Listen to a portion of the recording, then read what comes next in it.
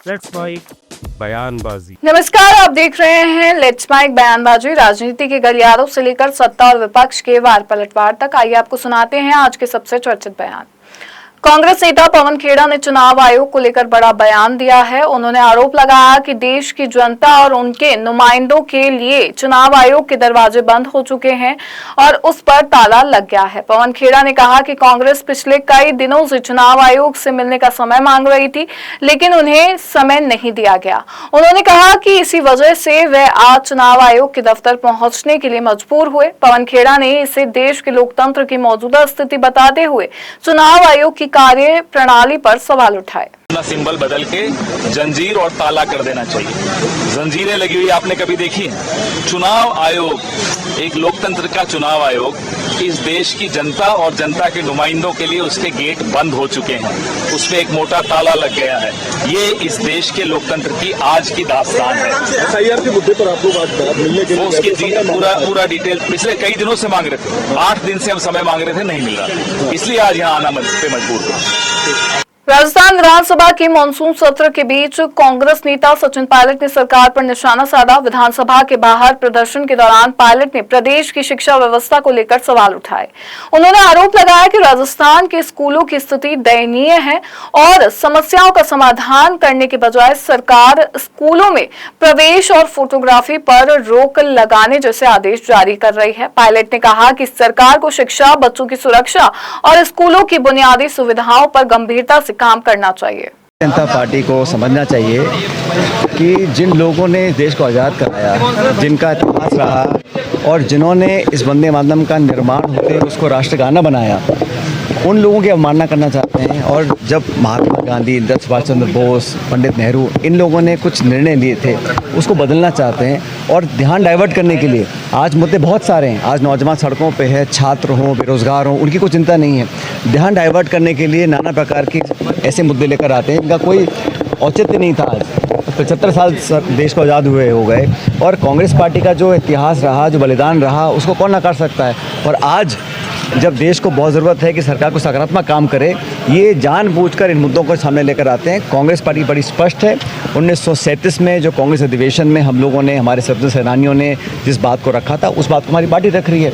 इसमें बेवजह विवाद करने की कोशिश सरकार कर रही है। सीजेपी का प्रोटेस्ट हुआ है आज जयपुर में और हालात मारपीट के बने हुए हैं। वो तो मैं कह रहा हूँ, आक्रोश जनता में है, नौजवानों में है, छात्रों में है और सरकार पाबंद कर रही है। जो सरकार ने नया आदेश जारी किया है कि स्कूलों के अंदर ना तो कोई पत्रकार जा सकता है, ना फोटो खींच सकते हैं, ना खबर छाप सकते हैं। वो चाहते हैं कि हमारी नाकामी को छुपी रहे और जो बदहाली है स्कूलों में, व्यवस्था है, बिल्डिंग जर्जर हो चुकी हैं, इतने बच्चों की मौत हो चुकी है और स्थिति बहुत गंभीर है।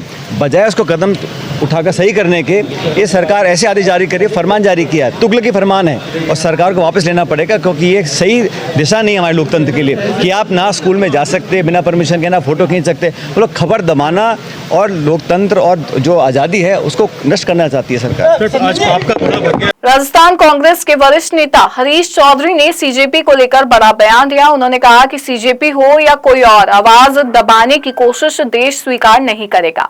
हरीश चौधरी ने कहा कि हर छात्र अपने भविष्य और देश के लिए लड़ रहा है। उन्होंने छात्रों की आवाज और उनके लोकतांत्रिक अधिकारों को दबाने की कोशिश का विरोध किया। बयान के बाद राजस्थान की सियासत में छात्र मुद्दों को लेकर चर्चा तेज हो गई है।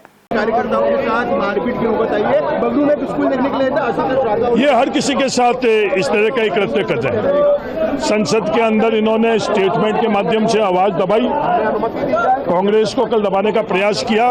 टीकाराम जूली के नेतृत्व के अंदर कांग्रेस के विधायक दबे नहीं, संघर्ष किया सड़क से लेकर और सदन तक। सीजेपी के साथ या किसी के साथ भी अगर इस तरह का कृत्य किया जाता है तो ये देश को मंजूर नहीं है। उन लोगों का क्या ये गुनाह है कि आज देश का हर विद्यार्थी त्रस्त है, देश का हर विद्यार्थी अपने भविष्य के लिए, देश के लिए आज संघर्ष कर रहा, अपनी बात करना चाहता है। उसके लिए उन्होंने ढक्कन कानून लाकर उनको ढकने की कोशिश कर रही है। तो ये मंजूर नहीं है, राजस्थान को मंजूर नहीं है, भारत को मंजूर नहीं है। कांग्रेस नेता उमंग सिंगार ने इथेनॉल ब्लेंडिंग नीति और चीनी के आयात को लेकर केंद्र सरकार पर निशाना साधा।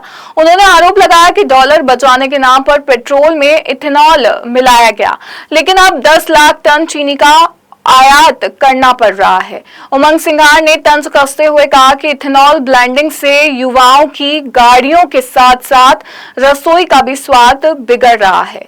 उन्होंने बेरोजगारी को लेकर भी सरकार पर हमला बोलते हुए कहा कि युवा रोजगार के लिए सड़कों पर हैं, लेकिन सरकार को इसकी कोई चिंता नहीं है। अनपढ़ और गंवार एक सरकार है। वो ऐसे कि जब आपको डॉलर बचाना था तो आपने बोला कि यहाँ पे इथेनॉल बनना चाहिए देश के अंदर। इथेनॉल बनना चालू हुआ तो युवाओं की जेनजीज की गाड़ियां खराब होना चालू हो गई। अब 10% मिलाते 20%, 30%, ये अलग बात है, ये भी एक बड़ी राज की बात है। और मुझे तो जानकारी मिली कि 30, 40% इथेनॉल मिलाया जा रहा। दूसरी बात, डीजल, पेट्रोल जब हमें बाहर से नहीं लेना, डॉलर बचाने के लिए हमने इथेनॉल बनाने की यहां पे बात करी। ये कैसी पॉलिसी बनी? आज 10 साल के बाद शक्कर आपको इंपोर्ट करना पड़ रही बाहर से। मतलब पहले आप डॉलर बचाने के लिए डीजल पेट्रोल इंपोर्ट की बात करते थे और आज शक्कर कर रहे हो, तो बात तो एक ही हो गई। तो आज आपने युवाओं की गाड़ियां भी खराब करी और त्योहार पे मूड खराब किया। त्योहार पे जितने भी है हमारे धार्मिक लोग, जो रक्षाबंधन आ रही है, दिवाली आ रही है, लगता है मिठाई महंगी हो जाएगी, मिठाई मुंह मीठा नहीं कर पाएंगे। सर, एमपीपीएससी से अब विधानसभा में जो कर्मचारी हैं उनकी भर्तियां होंगी, सर कैसे? देखिए, मैं समझता हूँ कि एमपीपीएससी एक स्वागत करता हूँ कि ठीक है विधानसभा में हो रही है, लेकिन जो भर्तियां पेंडिंग पड़ी है एमपीपीएससी के पास, वो कब होगी, कब तक होगी, प्रदेश का युवा ये जानना चाहता है। इसके साथ ही सर, बालाघाट पे लगातार जो दूषित पानी की वजह से बच्चों के सीरियस या मौत का सिलसिला है, वो लगातार बढ़ते हुए नजर आ। कल भी कुछ बच्चे बीमार पड़े। सरकार असंवेदनशील है। सरकार के मंत्री सिर्फ दौरा कर रहे हैं, लेकिन किस प्रकार से प्राथमिक रूप से उनको देखा जाए। जयपुर के बगरो इलाके में सीजेपी की टीम के साथ हुए विवाद के बाद सीजेपी नेता आशुतोष राका ने गंभीर आरोप लगाए। राका का कहना है कि उनके साथ मारपीट की गई, कपड़े फाड़े गए और उनकी गाड़ियों के शीशे तोड़ दिए गए। घटना के दौरान सीजेपी टीम और ग्रामीणों के बीच जमकर विवाद और धक्का मुक्की हुई। राका ने आरोप लगाया कि इस हमले के पीछे बीजेपी से जुड़े लोग थे और उन्होंने राजस्थान सरकार पर भी सवाल उठाए। आज पूरे देश ने भाजपा की गुंडागर्दी लाइव देखी है। पुलिस को पता था वहां पर पत्थरबाजी पहले से हो रही थी, फिर भी पुलिस ने हाथ खड़े कर दिए। पुलिस ने बोला कि हम कुछ नहीं करेंगे, आपका मैटर है। ये सब कुछ मदन दिलावर के कहने पर हुआ है। हमारे वॉलेंटियर्स के हाथ तोड़े गए हैं, ट्यूब में ये लोग पत्थर निकाल कर बैठे थे। गाड़ियों के शीशे आप देख सकते हैं, गाड़ियों के शीशे फोड़े गए हैं, पत्थरबाजी हुई है। हमारी महिलाओं पे बुजुर्गों ने पत्थर मारे हैं, उनसे गुंडागर्दी की है, उनके फोन तोड़े, हमारे वॉलेंटियर्स के हाथ तोड़े गए हैं। पूरी तरह से सुनियोजित था, ये मदन दिलावर के कहने पर हुआ है। 48 घंटे का समय दे रहे हैं, ये सारे गुंडे अरेस्ट होने चाहिए और आप ऑर्डर विड्रॉ कीजिए, नहीं तो अभी आंदोलन शिक्षा से बढ़कर मदन दिलावर पे जाएगा। 48 घंटे का समय है, हम तुम्हारी गुंडागर्दी से डरने वाले लोग नहीं है। शर्म आनी चाहिए तुम लोगों को। भैंसों के तबेले में स्कूल चल रहा है। 1 साल पहले भी मैं इस स्कूल जाके आया था, तब भी ये स्कूल भैंसों के तबेले में था और आज भी भैंसों के तबेले में है। हम स्कूल ठीक कराना चाह रहे हैं, लेकिन तुमने जिस तरह की गुंडागर्दी की है, तुम्हें शर्म आनी चाहिए। लोगों का ये कहना है कि आशुतोष जी क्या हुआ था, ये बता दीजिए। भाजपा के गुंडे वहां पर मौजूद थे, पत्थरबाजी हुई है, लाइव मीडिया ने आज ये कैप्चर किया है। ये सब कुछ मदन दिलावर के कहने पर हुआ है। 1.5 साल से स्कूल भैंसों के तबेले में चल रहा है। मेरे 1 साल पहले का वीडियो है इस स्कूल का। सब कुछ पता होने के बावजूद राजस्थान पुलिस का एक पुलिसकर्मी उस समय वहां मौजूद नहीं था।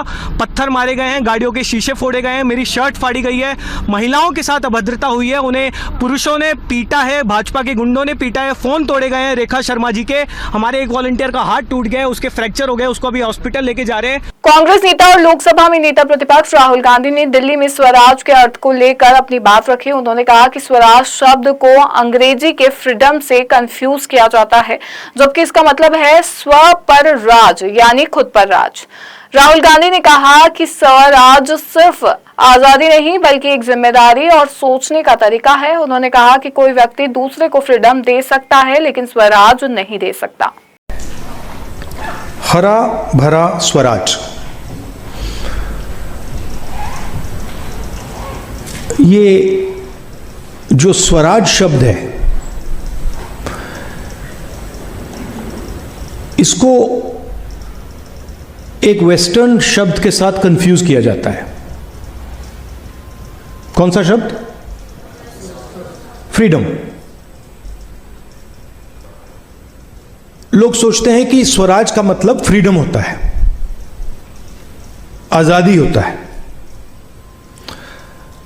नहीं, स्वराज का मतलब स्व पे राज होता है।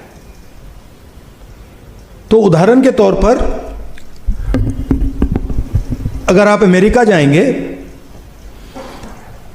और वहां कहेंगे, वहां लोगों से पूछेंगे is Trump a free man, सब लोग कहेंगे absolutely he is a free man. मगर अगर आप पूछेंगे ट्रंप स्व पे राज करता है, तो जवाब मिलेगा, क्लियरली जवाब मिलेगा, नहीं करता है। और अगर आप 70-80 साल पहले हिंदुस्तान की जेल में जाते, कमरे में जाते और गांधी जी से बात करते और उनसे कहते आर यू फ्री, तो आपसे कहते no I am not free, मैं तो जेल में हूं, मैं फ्री नहीं हूं, मगर मैं स्व पर राज करता हूं, स्वराज है। तो ये दो शब्द कंफ्यूज नहीं करनी चाहिए। स्वराज हिंदुस्तानी शब्द है। जयपुर के रामपुरा कंवरपुरा गांव में सरकारी स्कूल के निरीक्षण को लेकर हुए विवाद के बाद सीजेपी के सह संयोजक आशुतोष राका ने गंभीर आरोप लगाए। राका का दावा है कि उनकी टीम स्कूल का निरीक्षण करने पहुंची थी, जहां उनके मुताबिक पिछले कई वर्षों से स्कूल भैंसों के बाड़े में संचालित हो रहा है। राका ने आरोप लगाया कि निरीक्षण स्थल पर पहुंचने से पहले ही बीजेपी से जुड़े लोग वहां मौजूद थे और उनके स्वयंसेवकों के साथ मारपीट की गई। उन्होंने दावा किया कि गाड़ियों के शीशे तोड़े गए, मोबाइल फोन तोड़ दिए गए। राका ने पत्थरबाजी का भी आरोप लगाया। उन्होंने राजस्थान के शिक्षा मंत्री मदन दिलावर को 48 घंटे का अल्टीमेटम देते हुए कथित आरोपियों की गिरफ्तारी और स्कूलों से जुड़े आदेश को वापस लेने की मांग की। राका ने चेतावनी दी कि मांगे पूरी नहीं होने पर राजस्थान भर में आंदोलन किया जाएगा और इस बार मदन दिलावर के इस्तीफे की मांग उठाई जाएगी। उन्होंने इस दिन को राजस्थान के लोकतांत्रिक इतिहास का काला दिन भी बताया। अभी हम लोग रामपुरा कंवरपुरा के स्कूल का निरीक्षण करने गए थे। पिछले कई सालों से वो स्कूल भैंसों के तबेले में चल रहा है। मेरे खुद का रेखा जी भी उस वीडियो में है। पिछले साल भी हम निरीक्षण करने गए थे, भैंसों के तबेले में ये स्कूल चल रहा है। वहां पे हम लोग निरीक्षण करने पहले पहुंचे, उसके पहले ही वहां पर उनके लोग, भाजपा के गुंडे वहां पर मौजूद थे। हमारे वॉलंटियर्स के साथ पहले मारपीट की गई, मीडिया के सभी साथी वहां पर मौजूद थे, पुलिस को इत्तला की गई। उसके बाद वहां पर हम गए हैं, फिर भी ये लोग नहीं रुके। गाड़ियों के हमारे शीशे देखिए आप, शीशे तोड़े गए हैं गाड़ियों के, मारपीट हुई है। एक महिला के साथ पुरुषों ने बदतमीजी की है, उनके साथ मुक्के मारे हैं, उनके फोन तोड़े हैं, मेरी शर्ट फाड़ी गई है। हमारा एक वॉलंटियर अभी गाड़ी में यहाँ पर बैठा है हमारी टीम के साथ ही, उनका हाथ तोड़ा गया है। इन लोगों ने ट्यूब में पत्थर रख रखे थे, ट्यूब से पत्थरों से मारा है, शर्ट फाड़ी है। ये देखिए इस तरह के पत्थर है, इस तरह के पत्थरों से तो खुलेआम गुंडागर्दी चल रही है। मदन दिलावर को मैं सिर्फ एक चीज कहना चाहूंगा, 48 घंटे का समय है, ये गुंडे अरेस्ट होंगे, आप ऑर्डर विड्रॉ करेंगे, नहीं तो हम पूरे राजस्थान में अब आंदोलन करेंगे। और अब सिर्फ स्कूलों की बात नहीं होगी, इस बार मदन दिलावर के इस्तीफे की बात होगी। हम तुम्हारी गुंडागर्दी से डरने वाले लोग नहीं है। भैंसों के तबेले में स्कूल चल रहा है, तुम्हें वो मंजूर है कि हमारे बच्चे भैंसों के तबेले में पढ़े, लेकिन तुम्हें यह मंजूर नहीं है कि कोई जाकर स्कूल ठीक करने की बात करे। तुम्हें शर्म से डूब मरना चाहिए। महिलाओं पे अटैक हुआ है, गुंडागर्दी हुई है, सर फोड़े गए हैं, पत्थर मारे गए हैं, हाथ तोड़े गए हैं, गाड़ियों के शीशे तोड़े गए हैं। आज राजस्थान के लोकतांत्रिक इतिहास में फिलहाल लेट्स माइक बयानबाजी में बस इतना ही। आप बने रहिए लेट्स माइक के साथ। नमस्कार। आप सुन रहे थे let's mic modern radio. Follow कीजिए हमें हमारे सोशल मीडिया प्लेटफॉर्म्स पर। It's time for news. It's time for Modern Radio. Presenting the first radio news app, Let's Mic. Let's Mic, a news-based app on your phone where you get to watch and listen news, talk shows, interviews, radio show podcasts. On Let's Mic, you get all relevant information of TV, print, radio, podcast, and digital. Let's Mic talks about every segment of life.